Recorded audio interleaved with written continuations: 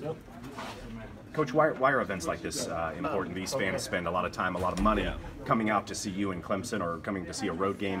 Why is it important for you guys to I think it's a great opportunity for Dabo, Monty, and I to just get back and really thank the fans for all their support throughout the years.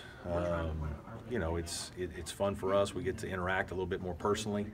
I think we enjoy that. I think people get to see us in a little bit of a different atmosphere, a little bit of a laid-back atmosphere. I think we enjoy that.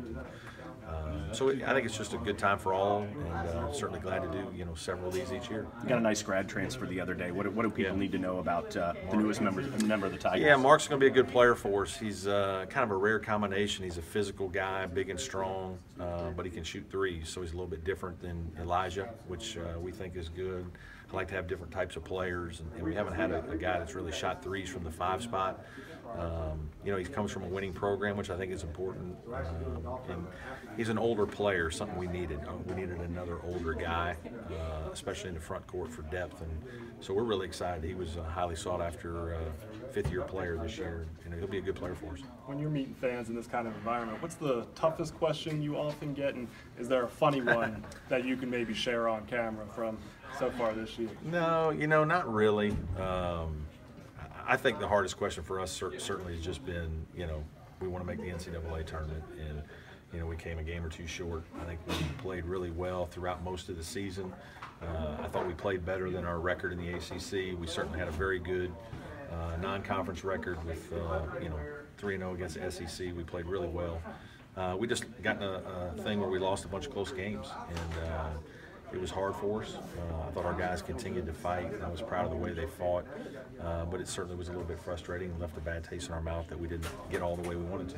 Brad, have you started the process of bringing in a new coach yet, and where are you at with that? No, I have not. We're going to give some time to that. Really, this has been April was a tremendous recruiting month for us, and so really getting the fifth-year guy in Mark was really of the highest priority. I thought we did a great job. Staff did a great job on that.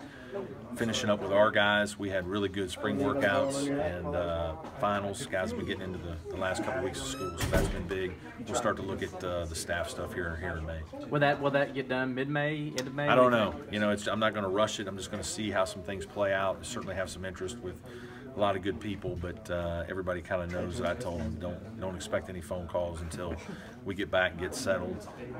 Still busy with Prowl and Growls and things of that nature, but once our guys kind of get done with finals this week, I'll start to take a step back and then start to think about staff. So you've had people reach out to you, though, at least? Oh, yeah, we've had plenty of guys reach out.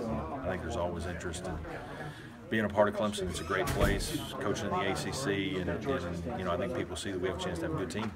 Obviously, Brownell just got his combine invite. Yeah. Have you talked to him at all? What's he up to? Yeah, he's out in Las Vegas training, doing well. I think he's really excited, as he should be. But it's a really kind of time of uncertainty for guys in that position. He's going to get more, tryouts with individual teams, which I think will be really important, as well as his playing the combine, where guys will analyze, probably overanalyze a little bit, strengths and weaknesses. But he's well prepared. Having been through it, we're confident that he'll play well, and hopefully good things happen for him. For Grantham, did it surprise you a little bit to see him want to try to test No, the waters? not at all. In fact, we encourage it. I think it's really good. To be honest with you, it keeps guys motivated, and he's been highly motivated in April. He's been in the gym as much or more now than he ever has in terms of off-season stuff. I think it's exciting for him to, we knew he probably wouldn't get invited to the combine, but he's going to be invited to several pro teams, and he's going to pick a couple pro teams to go to and just work out and kind of get the feel of what that's like. One of the things people forget, Dante has great size and great ball handling skill set for that level. In terms of physical tools, in terms of just size and length and some of those things, he has advantages over Jaron. And so people see that, and he needs to continue to develop as a player. Certainly, I think we all wished he'd done a little bit better as a junior, but I think Jaron leaving will be better for Dante. I think it'll give him a chance to emerge, do more things. As a senior, he's one of those guys that I think will take even more ownership. He's never going to be the scorer that Jaron was. That's not how Dante's wired. He's not a 20-point scorer or anything like that, but he's a very good player. He's a guy who can dribble, pass, and shoot, and I think he'll have a really big senior year.